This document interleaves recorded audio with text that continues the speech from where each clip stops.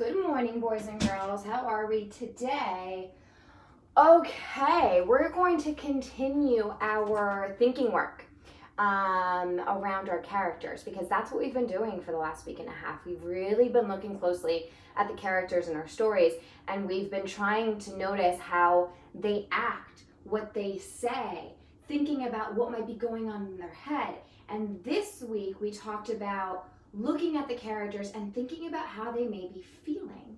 Yesterday, and I'm just gonna go back here a little bit to yesterday's work.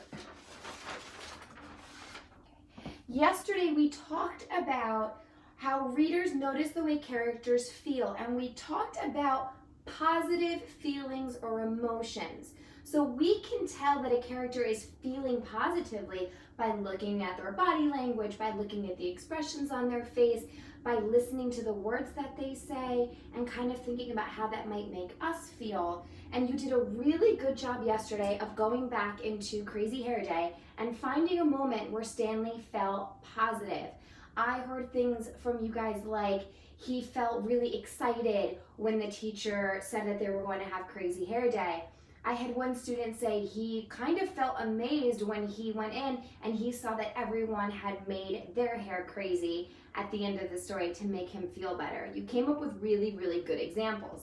So today what we're going to do is we are going to continue looking at our characters, but today we're going to focus on something different. Readers notice the way characters feel. We know that that is our reading goal. We know that's what we're working on. But yesterday when we worked on the positive feelings, today we're going to switch to the opposite. Sometimes those feelings are negative, and I have a big thumbs down here. When we have negative feelings or emotions, that means that we're not feeling so well inside.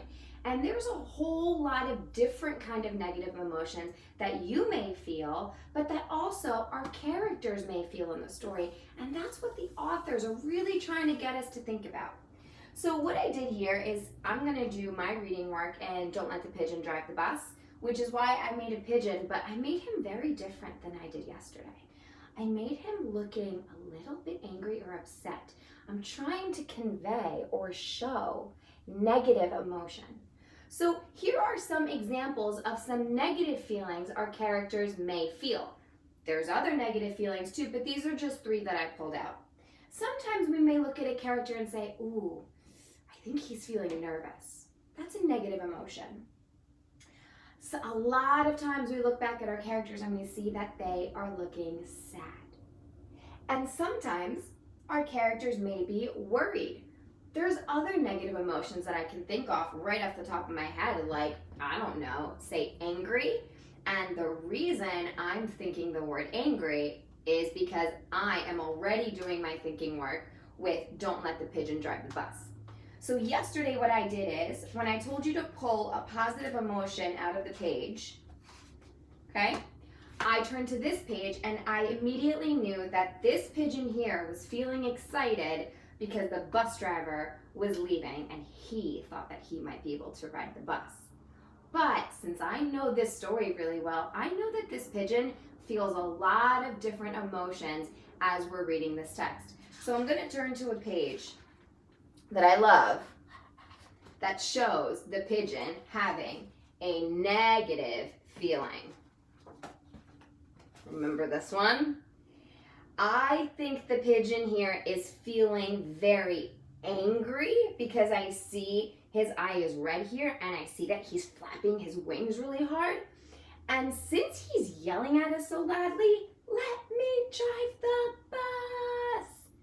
I actually think that he's feeling a little frustrated, right? Because he wants to do it so badly, but us, his readers, won't let him do that. So today you have a very similar job as a reader where you are going to think back into the Crazy Hair Day book. I have added that Bookflix link to your Google Classroom in case you want to re-watch it to get new ideas.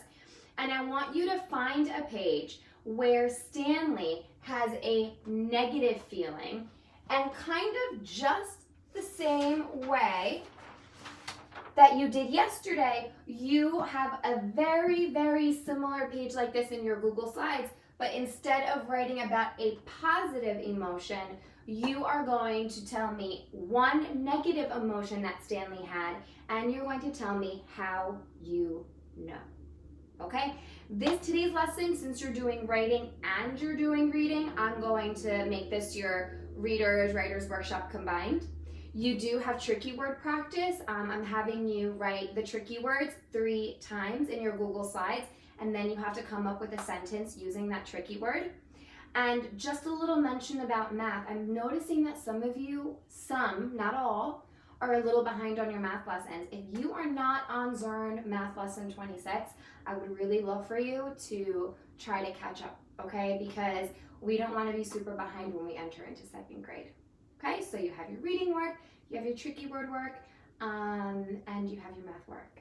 All right, boys and girls, I hope you have a beautiful, beautiful day. I hope you learned something new. Don't forget to do really good thinking work inside of your books, and I will see you tomorrow for tomorrow's lessons. Bye.